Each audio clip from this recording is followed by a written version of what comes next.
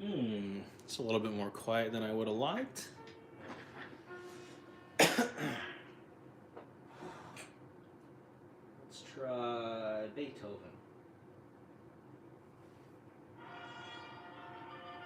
There we go. Here's some fun with Beethoven. Okay. Got a battle box here. We've got sleeves here. I've got top loaders. We're all ready to go. I'm gonna clear my throat here and get myself some water before I get started.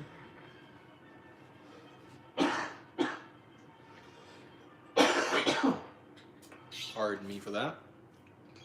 All right, we got 36 to go through, if I remember right, as much as in a booster box. This could be a little louder, I think. Let me turn off my fan. Okay, we're all ready to go.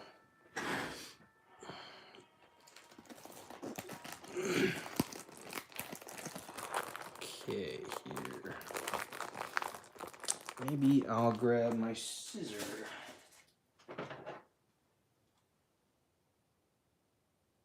Push a little bit into this. There we go.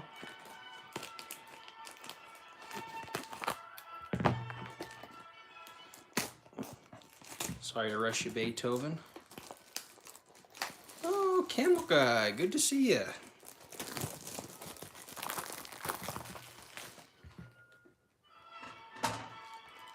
You'll be the first to know. This is my first stream for YouTube, so it's good to have you along. Okay, here. Fun thing I like to do with these guys. Usually the people that get to do this are people that work at stores, but today it's us. Okay. Just start with the first one and work our way forward. Okay, here. Don't know what that guy's singing about. I think it's in Italian. Heck do I know, though. See here, it's Beethoven's Ninth Symphony finale.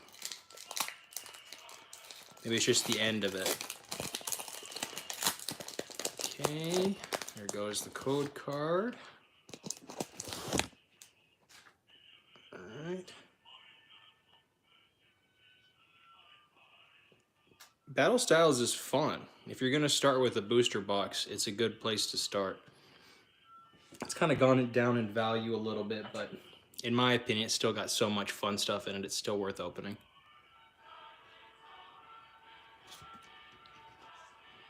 Okay, got a Durant. Don't really need to rush like I do with speed openings. I can just kind of sit here and enjoy doing the opening.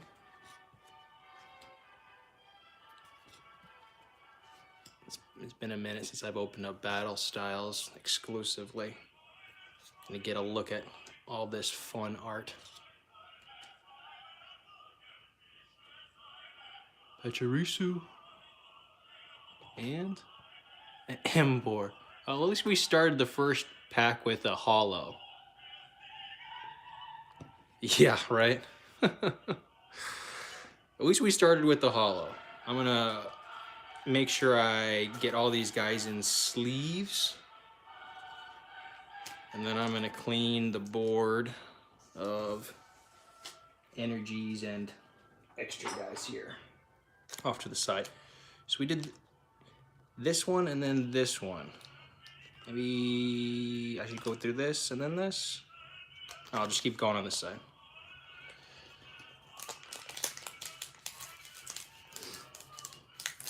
Not every pack has a holo, so I think that's good luck. We'll get into a full art here before too long, I'm sure.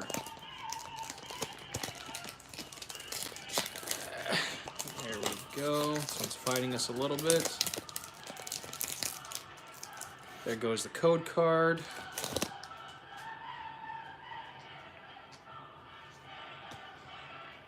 Okay, 4 to the front.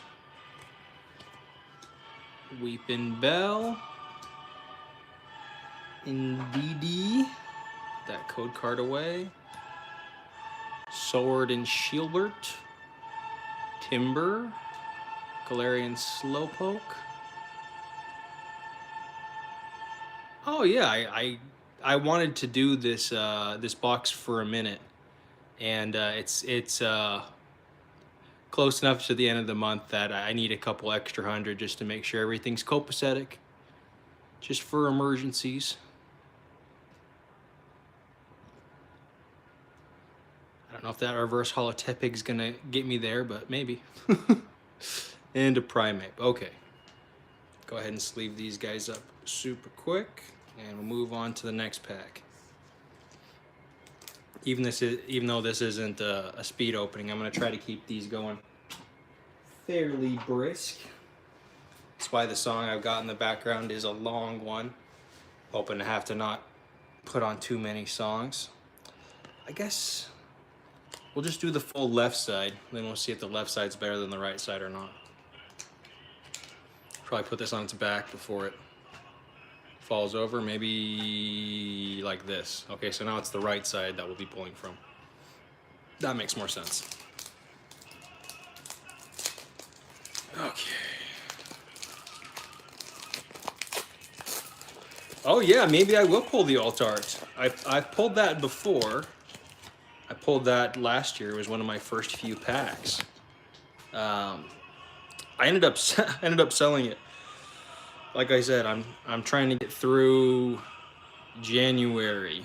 It's a slow month for YouTube. It's a slow month for my landscaping business. It's just a slow month, so just trying to make a little bit of extra kashish on the side, and that alternate Tyranitar definitely was nice.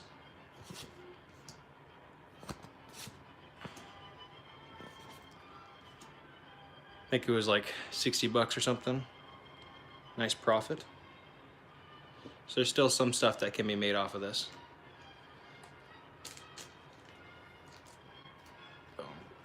I'm not sure exactly what I'm looking for out of this set other than just a little bit of fun.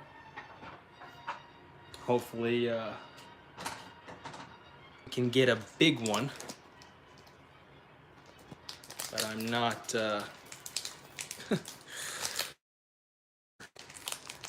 Battle Styles, it was really good to me to begin with, and then it was just kind of hit or miss. So who knows? But I am hoping for some good stuff, at least something fun. See if we can get another holo at least out of this. Oh, and the Carolina, yeah, it snowed pretty good yesterday for us. I just got back a little bit ago from snow shoveling. I wanted to do something fun. I thought streaming would be a good way to break it up since I'm a little bit sleepy tired. Aegislash.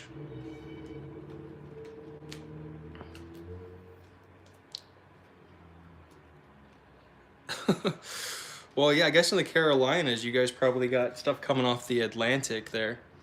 And that's for the last decade or so, that's been changing pretty frequently. We used to get really, really big stuff over here in Idaho when I was a kid. Just amazing snow drifts, just crazy stuff, snow forts all the time. But it's just been slowing down over here year after year. And the fire seasons before that aren't much fun either. So I don't know. I think we just got to get used to the things as they've changed, at least for now. Hopefully they get not so poopy. Hope you guys are safe, staying warm, and are getting used to driving in that snow. I always go 10 below or lower when it comes to driving in the snow. I say forget it. I'm not getting there quick because, you know, I don't want to get to hell quick because that's obviously where I'm gonna go. Or heaven, I'll take that too. But yeah, you gotta drive slow in the snow. You never know when there's black ice and there's, oh wow, there's always a jerk behind you. Don't let them push you. That's a good looking card if nothing else. I'm gonna put that in a pardon me. I'm gonna put that in a top loader here. Gotta open up a new top loader box. I get them from a local card shop. That's where I would suggest getting top loaders from because they're fairly expensive online right now, fairly ridiculous. This box was $4 when I bought it last year. The prices have gone up to, I believe, $5, sometimes $6 in some cases. But online, I think that they're as expensive as like $10 for a box of 25. And sorry, just a second. I need to let my cat in, or he's just gonna cry and cry and cry at the door. All right, come on, Nemo. Up, cat. Get on the bed. Up, cat.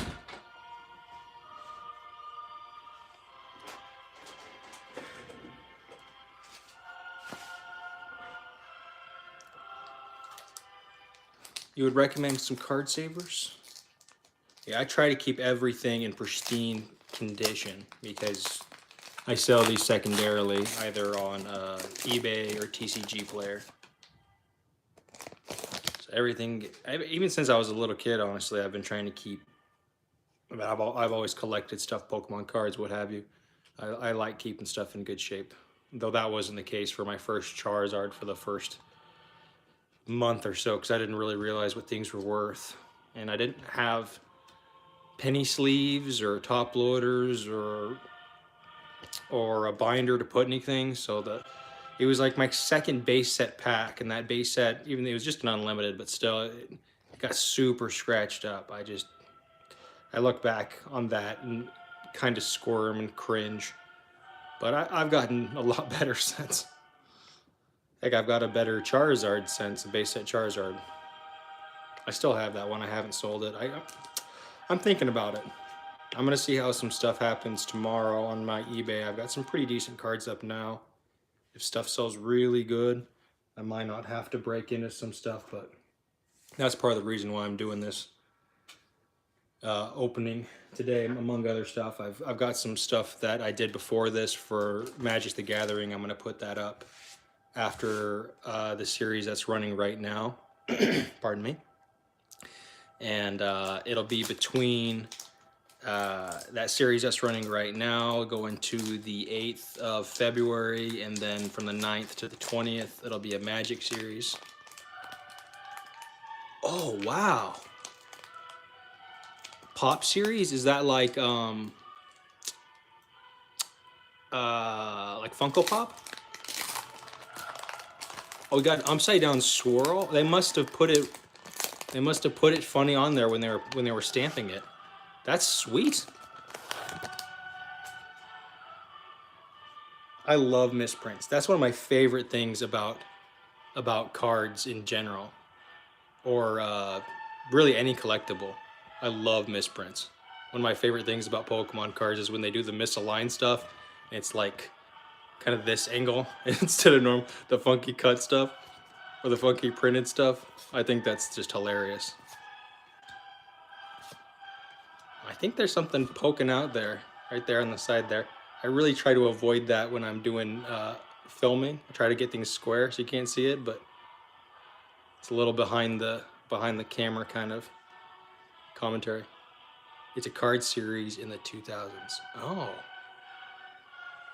so you have a misprint from the 2000s. Oh, okay.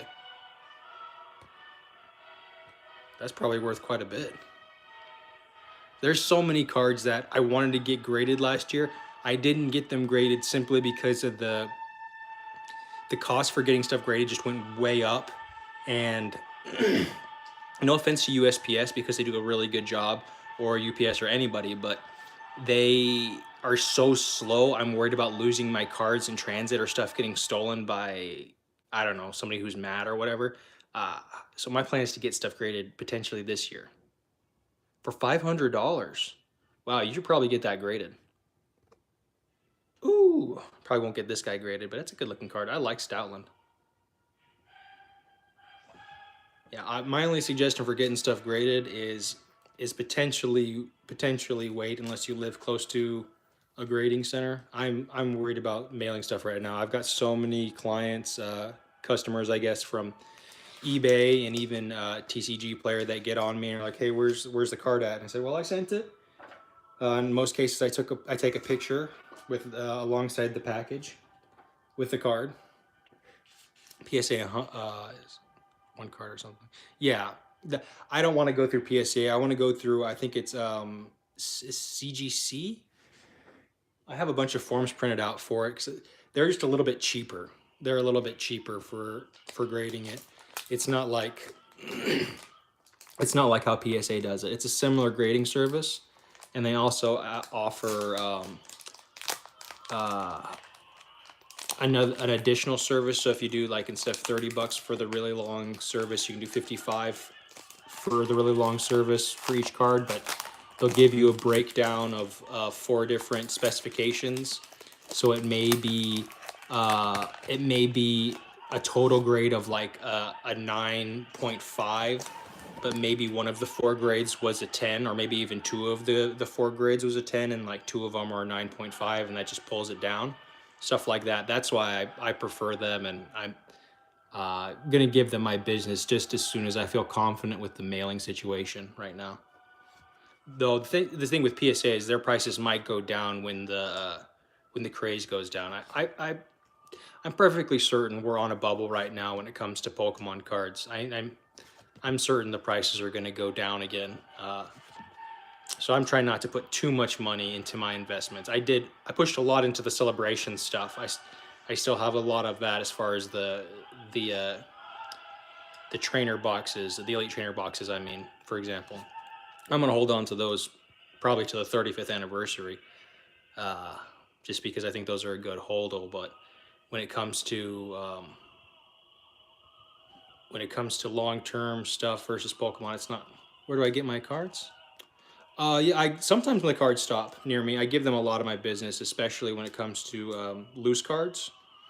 I bought so many loose cards from them. They know if there's a Charizard that they get in stock. It's kind of a joke. I can kind of smell them, and I'm just like, I need to go into the shop today. I'll go in and buy the new new thing they got behind the counter. And I try to buy a lot of my packs there, especially because if it's normal MSRP still, like for the run of Vivid Voltage, the prices may go up in other stores, but they try to keep it fairly similar or underneath. So sometimes it's cheaper to go there, but sometimes you can find some stuff at a big box store like Fred Meyer's or Walmart, and that's older.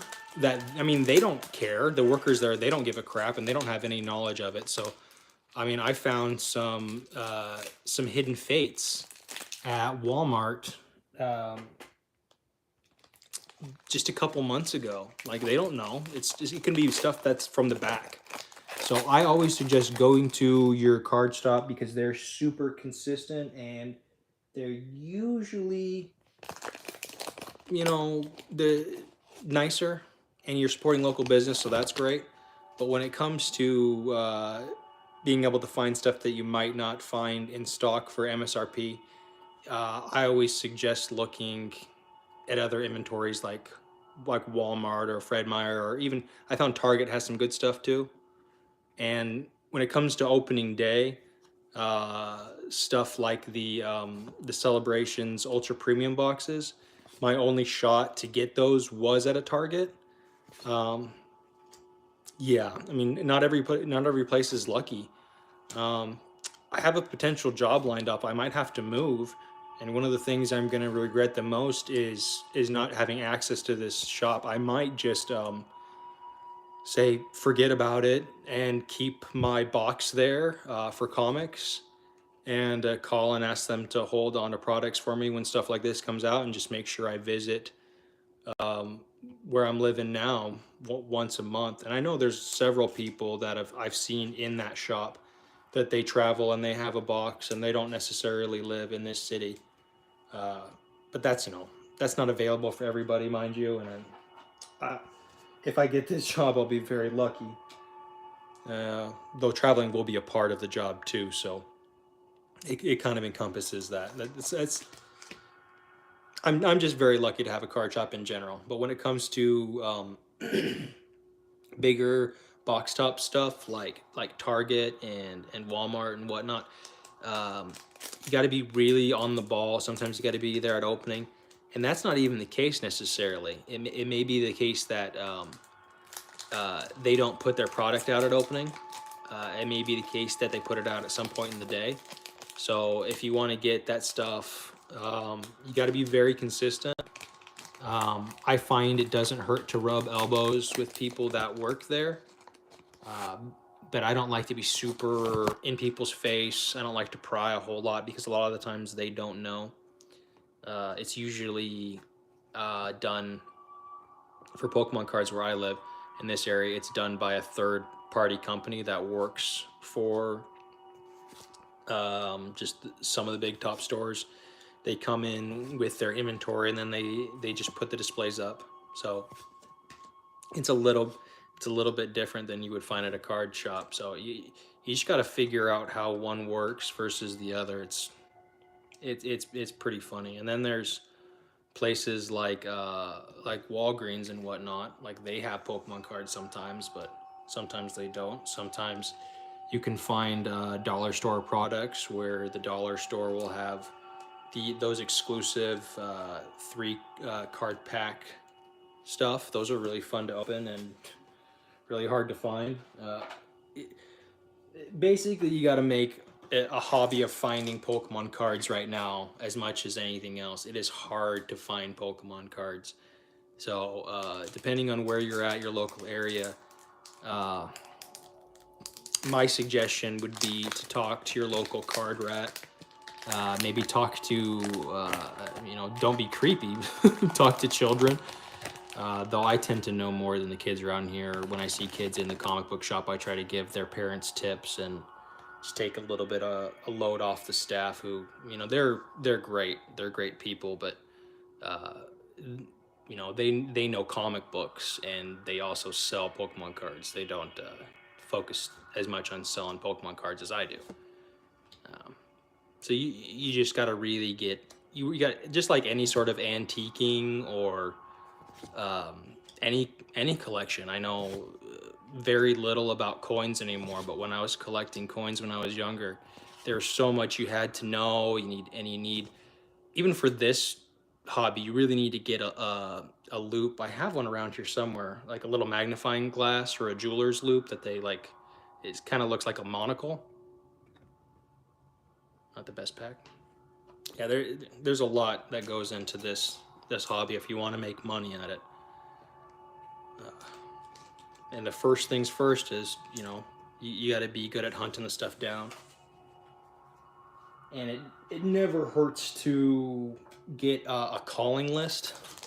If you don't want to do a bunch of running around, I know initially that when I was looking at the dollar stores and what have you around the area looking for dollar packs to open for you guys,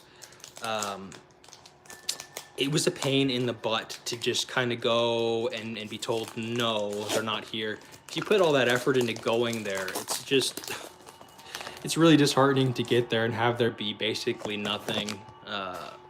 I guess dollar stores have fun stuff in them, but not if you're looking for Pokemon cards and you don't find them, it's not fun. So I just got a calling tree, and I just kept calling them over and over again. Not in the same day, but over the course of weeks. And I'd visit the ones that have the stuff, and I'd talk to the employees, and I'd get an idea of which are involved in stocking Pokemon stuff, which don't ever get Pokemon stuff, that kind of thing. And so you're going to do a little bit of legwork on that. So gas is something to be considered if you're taking your own ride, unless you're walking or you got a bike. That's a whole other thing. I mean, I wouldn't consider that. I guess you'd have to have a backpack if you really wanted to be efficient. My ride's not super. My ride's kind of janky, but it gets me to places. Yeah, that's definitely my suggestion. Just try to get a lay of the land when it comes to looking for Pokemon cards. You got to figure out what you can actually find locally. And PokemonCenter.com has been pretty good to me lately. I think there's still a bunch of packs you can buy there. I don't know if you can get booster boxes anymore, but those are fairly frequently put up on there. Yeah, PokemonCenter.com. They've been good to me, and it would be rude for me not to say that I shopped there. And they also have a bunch of cool stuff that if I could afford it, I would buy it. Like I'm not even into skateboarding, but uh, there's a whole EV line of skateboards. And I don't know, I don't skateboard, but I was like, yeah, I need to get into skateboarding and get myself an Umbreon. And they have plushies and stuff like that. I think PokemonCenter.com is really cool. One of the main reasons why I would want to visit Japan is to go visit the Pokemon Center, the real Pokemon Center that they have there. I mean, you can't heal your Pokemon there, but they've got like basically every single piece of potential fandom that exists at the moment there. It's crazy. Everything is almost sold out near our location with the Pokemon Center.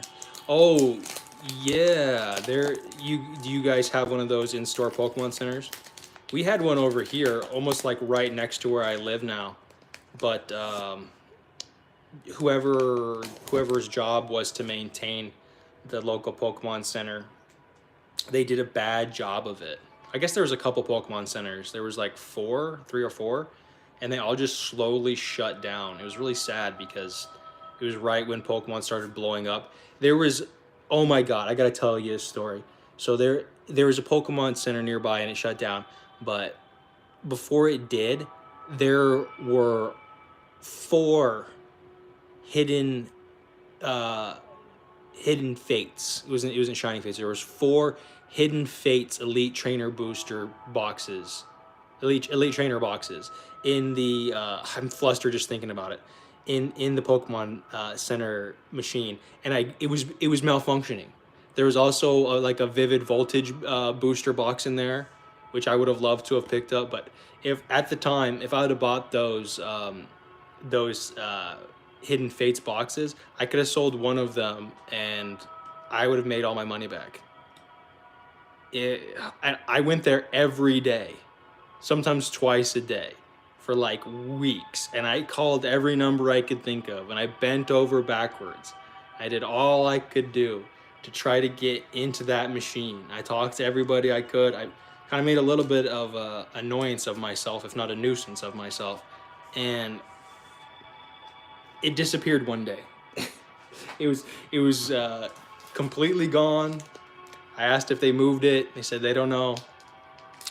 So I don't know what happened to those boxes.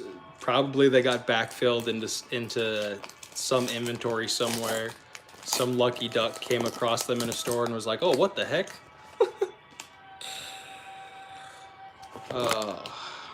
That's the way the cookie crumbles with Pokemon right now.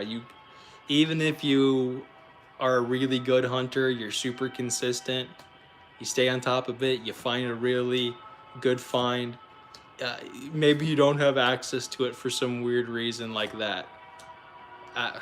Who knows, man? It's so funny right now. I try not to get frustrated about it, but that is a frustrating memory. Those Pokemon centers.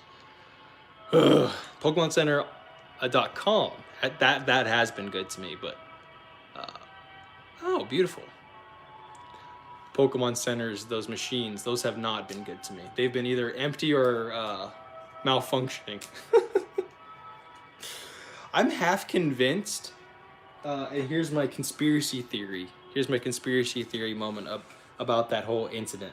Is that wish people would save some stuff for the collectors. Yeah, right. That's the thing. My comment about that just a second, but my conspiracy theory is that somebody who was maintaining it was talking with somebody else, because there's a whole cabal of people in the valley that are buying and selling stuff together. So I think somebody was on the know and they just held on to it for them. But when it comes to that inventory stuff, that's a real issue. The big box top stores around here that are doing things right are limiting people to a certain amount of purchases. But even then, if you want the big stuff, like those ultra premium collector stuff, that celebration stuff that came out last year, you had to be there at the very, very, very opening. And like, if I been more cognizant, I might have been able to grab one, but I got distracted by people getting into a fist fight over them.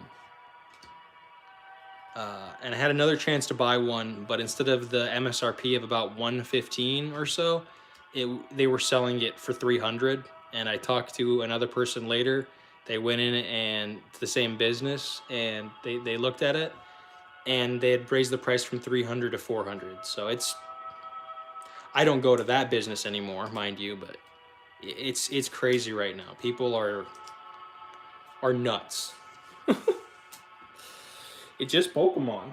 As much as I love Pokemon, I'm not gonna fight somebody over Pokemon. It's not worth going to jail over Pokemon. Not in my mind. I do a lot of things for Pokemon, but I mean, I've spent a lot of money on Pokemon anyways, but I'm not going to jail over it. Oops, I think I showed the code card there. Oops.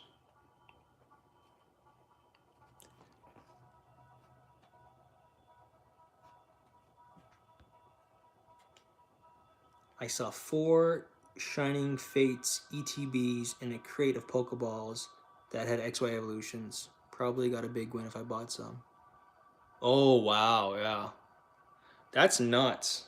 Like, I find stuff like that, and I try to buy as much as I feel is reasonable, but I try not to buy everything out. I always tell myself, you know, what about that little kid that wants to come along and grab some Pokemon cards because he's finally convinced his mom that he's deserved them. Oh, but there's nothing there for you, little Billy. I guess you don't get Pokemon cards now. And then she forgets to buy them the next time they're actually there. That actually did happen quite a bit when I was young. All the first edition stuff would disappear. Though if I had a time machine, I would do the same thing. Or if I could go into my younger self and be in control of my body, I would tell my mom, I don't want a birthday or Christmas gift. Just give me a booster box of that first edition stuff that you see there, right there. Yep, give me that. You don't need it. Even 2 years, how about? I don't need Christmas or a birthday for 2 years. You get me that right there, and a little plastic box to put it. I'd be in good shape now.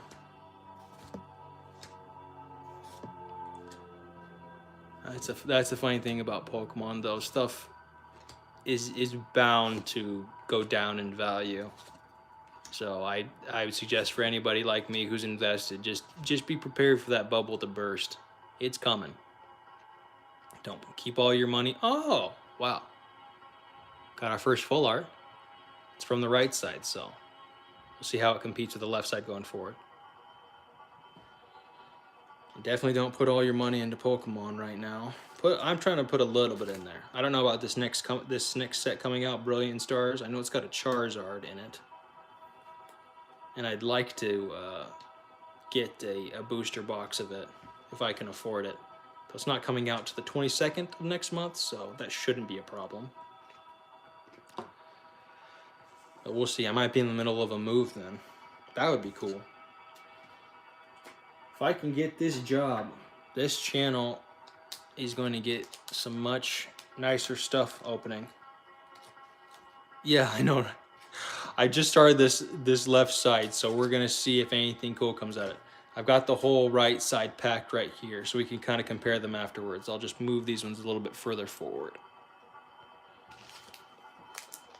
I do a booster box opening. I like to have a versus, just to see which side wins.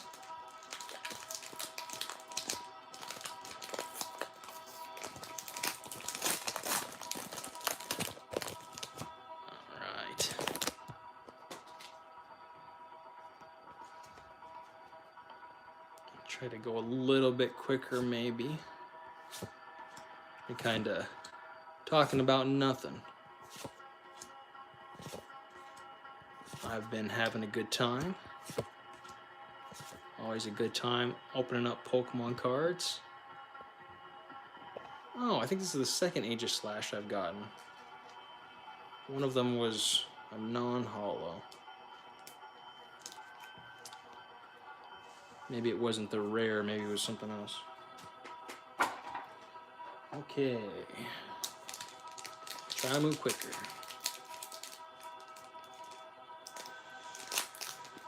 Oh boy. I don't know about anybody else, but there's been a bunch of shortages over here. I drink a lot of ginger ale. I like the Canada Dry, and they've got this version called the Bold, Canada Dry Bold. And I've gotten so used to having it because it makes my guts happy. Helps me burp. But I just can't find it. Till today, I picked up 4 of them. I would have gotten more. And honestly, the last time I had an opportunity to buy some, it was like I could have got 9 of them, but I bought 3 instead. Because I really just disagree with the way that some people buy up everything, which is part of the reason why there's only so much, like there were only 2 gallons of milk today that I could buy because I do whole organic. And if I had bought them both, then I'd have been like, well, heck, the next person that comes along, they're not going to be able to get theirs, or they're going to have to buy the little bit more expensive half gallons. Oh, it's nuts right now. Unfortunately, Pokemon are a part of the whole price stuff. So I think that a part of the price around Pokemon right now is simply because of shipping issues. So when it comes to an investment Pokemon, I'd say don't over invest.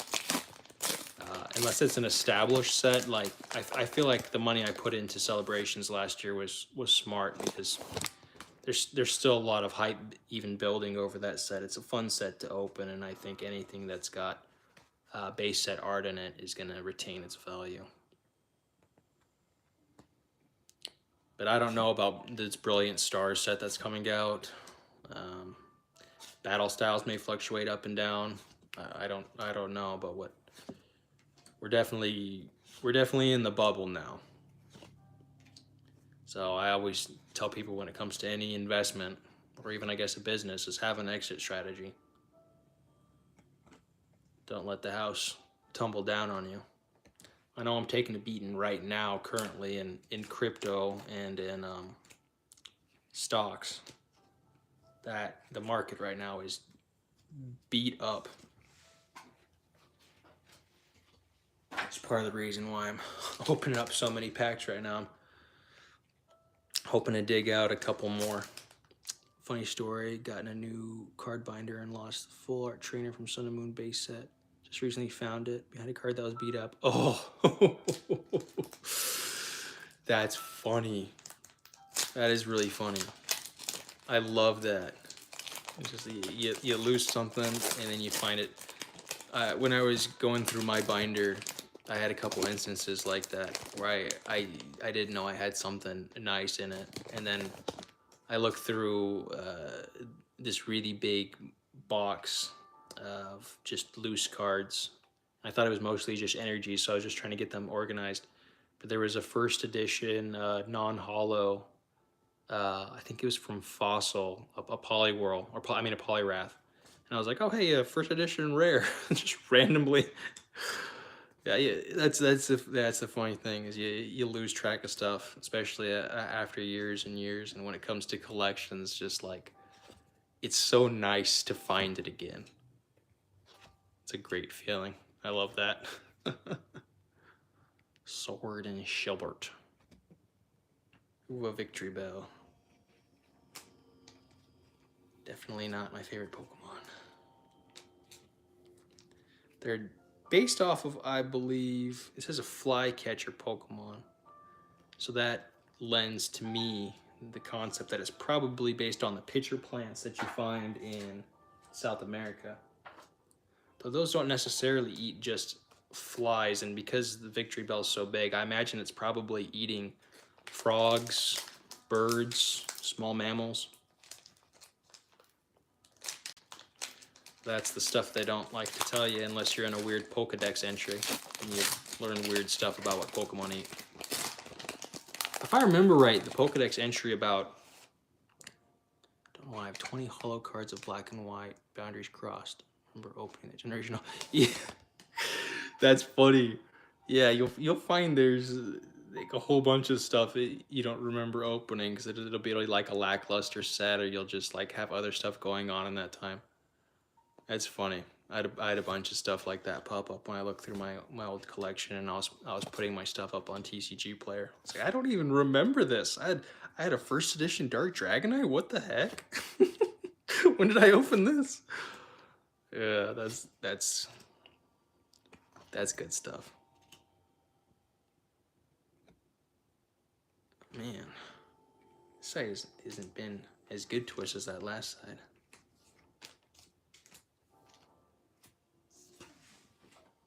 One of my neighbors is doing something fun, sounds like.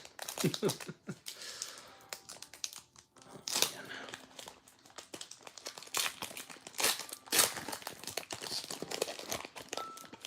Honestly thought we were done with snow over here. That's weather's so unpredictable lately. I have no idea. Like honestly, with my landscaping business, I didn't just recently put that snow shovel in there. I just leave it in there. So is my lawnmower. My lawnmower's in there too. Last year, the first time I mowed a lawn was in January. First edition Lapras Hollow from Fossil and a non-hollow Dragonite from the same set. That's nice. That's nice.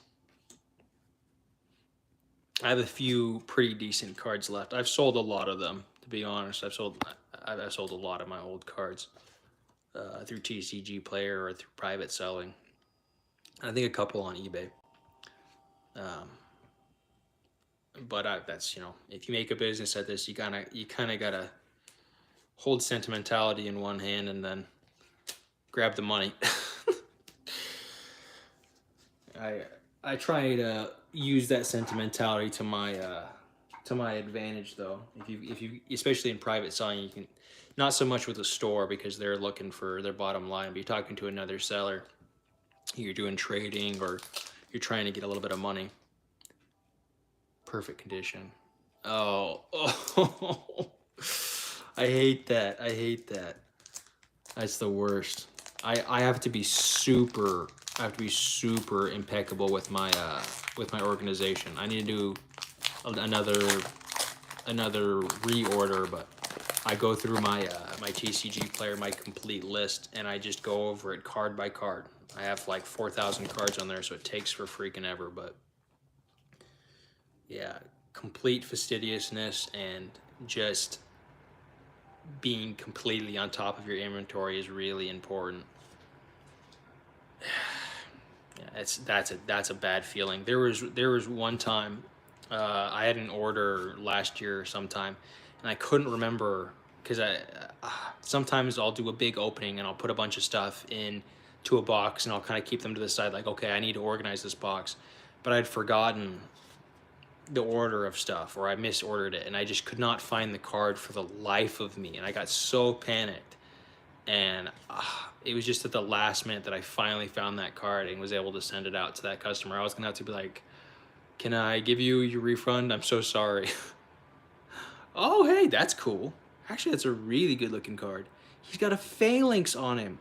That must be an alternate art. That must be an alternate art. And he's got a Mienfoo in the background there. That's gorgeous looking. That is a gorgeous looking card. Okay, it's the first bigger one from this side. The first one I feel like I need to get a top loader out. And I don't get any Pokemon cards. The store, I just buy some Yu-Gi-Oh! Blister packs. Yeah, you can find Yu-Gi-Oh! Pretty much anywhere. I've really considered getting back into that hobby. I don't know enough about it anymore. Oh, thank you. I think it's 146. Yeah, that Yu-Gi-Oh stuff's super cool. I had a bunch of Yu-Gi-Oh stuff growing up, but when I tried to sell it like 10 years ago or something, like nothing was worth basically anything, and I got like $20 or something because I had some of the Exodia's parts. It is an alternate art. Oh, fantastic! I thought it looked pretty cool either way. This set has a bunch of fun alternate arts. That's the thing about that alternate art Tyranitar that I loved about it the most and wanted it because it had a very Snorlax feel to it. 20, 40 bucks? Hell yeah! Then this was definitely worth opening. Like I think I bought this box for like 134 or something. That's usually what these MSRP for. But now the boxes are selling for like $100. So they really cut the value out on these guys. It's really made me sad. It's one of the reasons why I sold that Tyranitar V, even though it has a big Snorlax aesthetic to it. I just, I want to recap some losses from this set. Recoup, excuse me.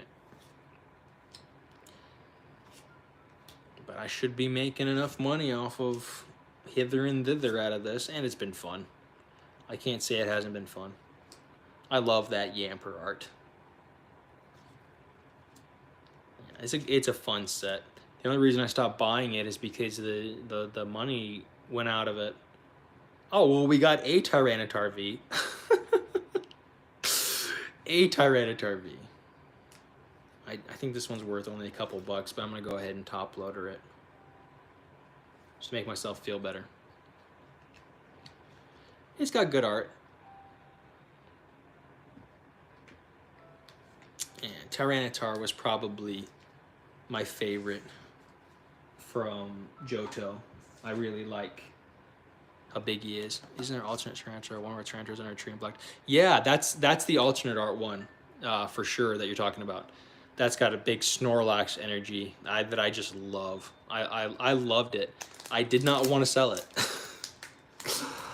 I sold it because stuff is slowed down and I don't want to cash out of my crypto right now. I could have and potentially held on to that card, but yeah, I try not to draw too much affection for these guys anymore because there's so much good stuff, and if you spend too much time loving it, then you might be on the street hungry. Well, me anyways. I don't know about anybody else. I did have to sell Pokemon cards a couple years ago, literally to feed myself. Sold cards that today would probably have been worth close to $500-700 pretty easily, and left that comic book shop $75 in my hand. But I've got most of those cards back now. Not the same ones, but same kind of card. I've got a base Charizard back now. It's in even better shape than the one I sold. That's why I always tell people you got to have that oh shit factor when it comes to selling cards. Sometimes you need to just up and sell everything.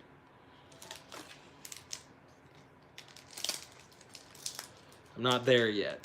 Still have a Rainbow Pikachu I'm holding on to. I don't think I'll sell that. Just recently put up for sale a reverse hollow Gyarados. I sold that reverse hollow Charizard that I have on that year end video with all those cards I pulled from last year. I ended up selling that one for almost double what I put into it, so I'm really happy with that. That's my single best card investment. Shiny Rayquaza EX, beat up on the folds of the corner. Oh yeah, as long as you disclose that. That's the thing, is that the biggest sale I ever made, I just talked about, it had not a bend per se, but it was definitely like a small crimp. You couldn't quite see it from the back, but you could see it from the front. I made sure to take as good of pictures as I could, and I answered everybody's questions that cared, and it bid up to twice my starting bid, and my starting bid was just what I put into it. I just wanted to get the money, the same money that I put into it, I wanted to get out. I usually have what I like to call my 1.25 rule, which is that I make 25% of whatever I put in on top of that, so I consider that profit.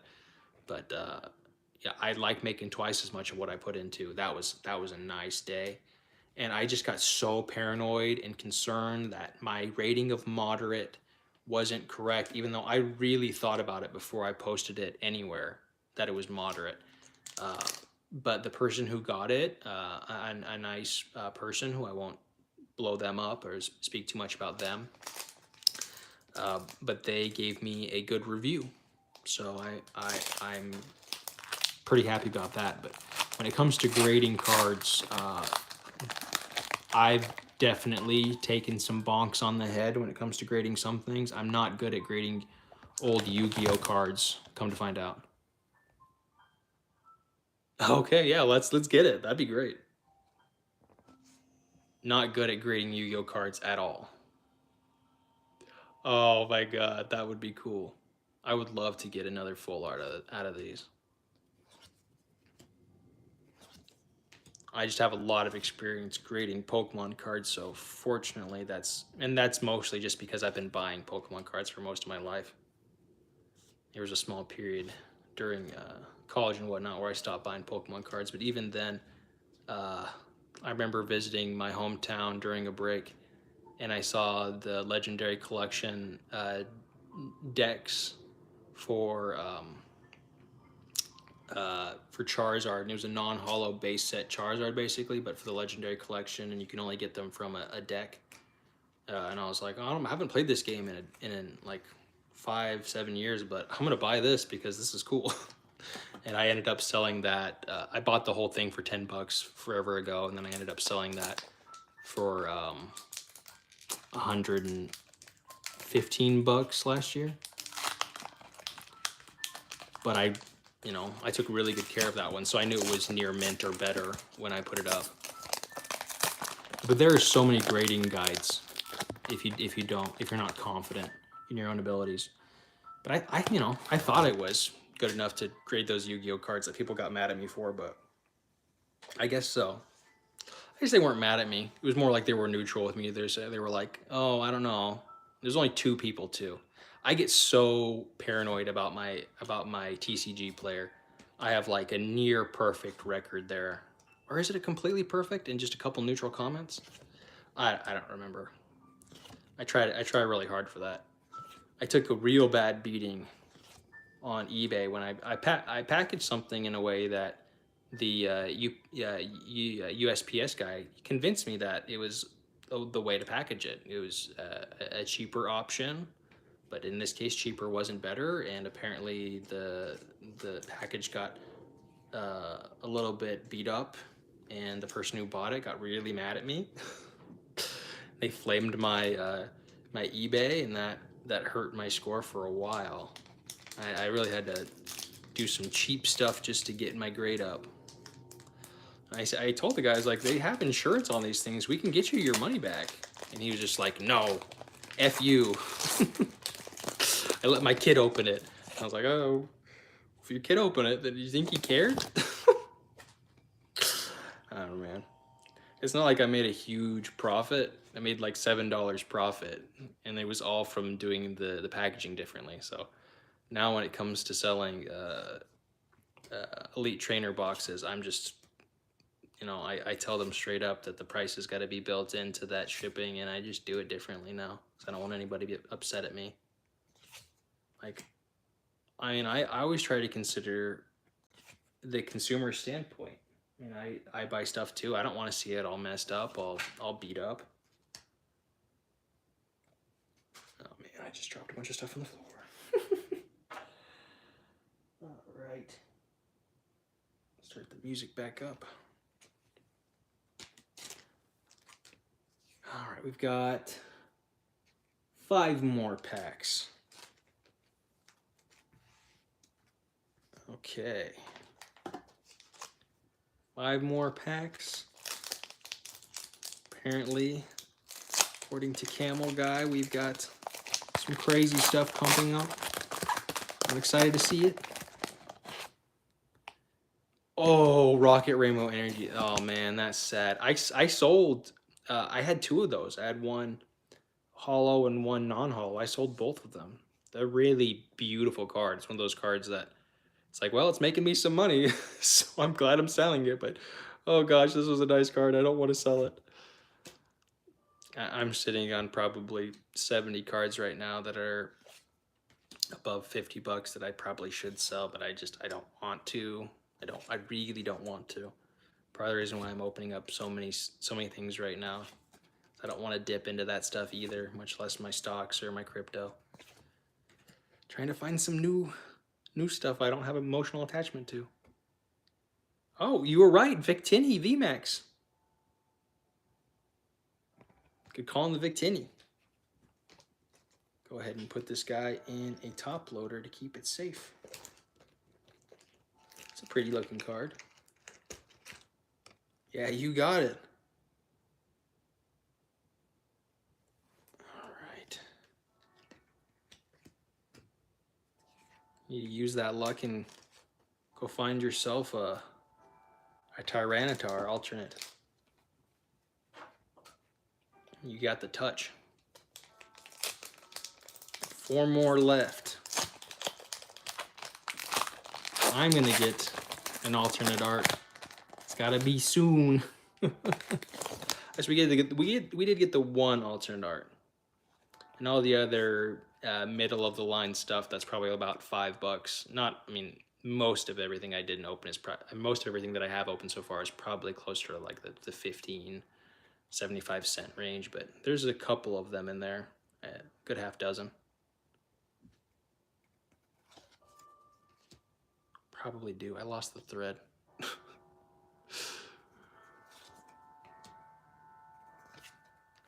right. I'm sure we're close to that $100 mark that it would have been if I'd have just sold this as a booster box. I'd considered that. I honestly just wanted to have some more content for you guys, and I've never done a live stream before, so I thought this would be a fun place to start a live stream. Pretty low-key opening, but also a very low-stakes opening because Battle Styles doesn't have too much big stuff in it. When it first started, like, Rainbow card this few packs? Well, I hope so. There's 3 more, so.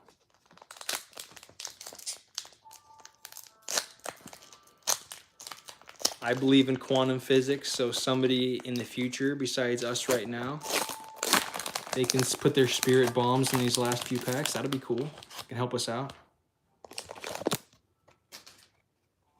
All right.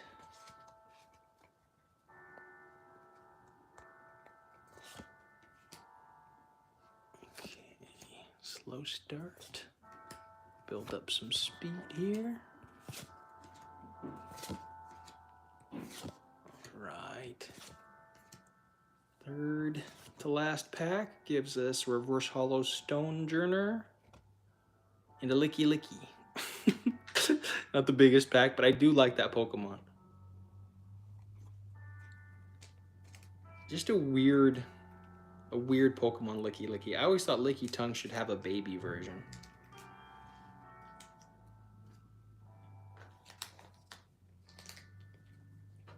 Oh, I guess I pulled a Lickitung from that pack.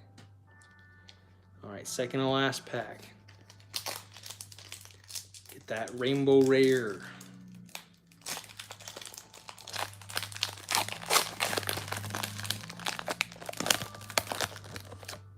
Okay. Oh no. Everything fell down. All right. Forward to the front.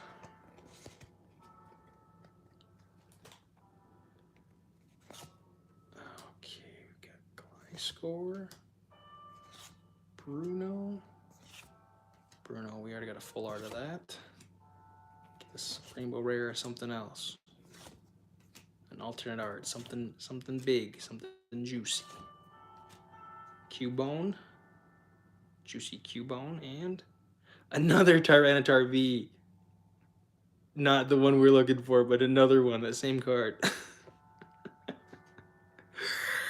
Oh my god. That's funny. That's straight up funny. We got one more left. Watch me fail as I put this in the top loaders. I always have to go like trying to thread a needle. Okay, one more pack. We killed this guy. It's dead. Clear the board here so I can do this with a little more focus. All right. Drum roll, please. All right, come on. What do we got here? Make it a big one. That last pack was pretty fun. Forward to the front. Go really quick on this one. Really quick on this one. Gliscor, Bronzor, Cacnea, Point, Frillish, Scatterbug, and...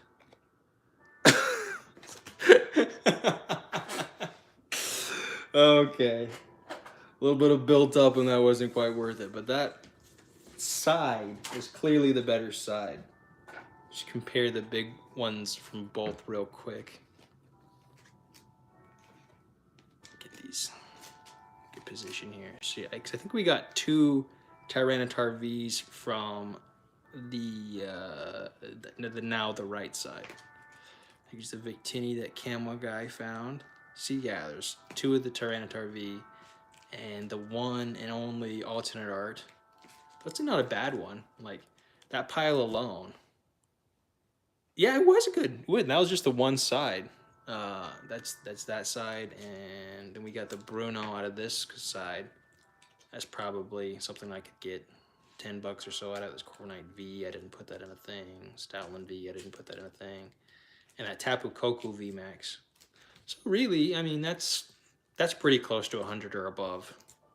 I'm pretty sure if I put all these on eBay, I can get more than that, at least in its starting bids. So hopefully I can get a little bit more than that $100 I could have got for selling this guy, which I say with zero regrets. Honestly, this was a fun opening. Definitely my favorite card coming out of it would be this guy, just because of the phalanx on there, like the one that's running towards the camera in the Mienfoo in the background that's trying to learn from the Empoleon. I think that's funny. It looks like my battery is dying, so I should probably let you guys go. I appreciate you watching. I had a lot of fun here. Thinking I'll probably do some more streaming later. I've got some different form content that I'm going to be putting up here in between the Magic the Gathering. Oh, I'm $50, sweet. So that's definitely close to the 100. So I've got some Magic the Gathering stuff coming up after this series that's running currently at the 9 a.m. slot, at least here at Mountain Time. And then I'll have a couple of different things right before that Brilliant Stars sets comes out. And then I'll be opening up stuff from Brilliant Stars and maybe some other stuff after that for the next series. And I also have another series I'm going to be working on here after this that I'll put somewhere at some time just because I need to open up some more cards. I'll explain in those videos, and maybe in 2 or 3 months you'll hear about that as if it was just right after this. You'll have time traveled. All right, Camel Guy. I was happy to have you around. Thanks for talking to me, dude. It was good to have you. Great stream, and you definitely helped. Anyways, guys, I appreciate you all. Thanks for stopping by, and I'll see you in the next one.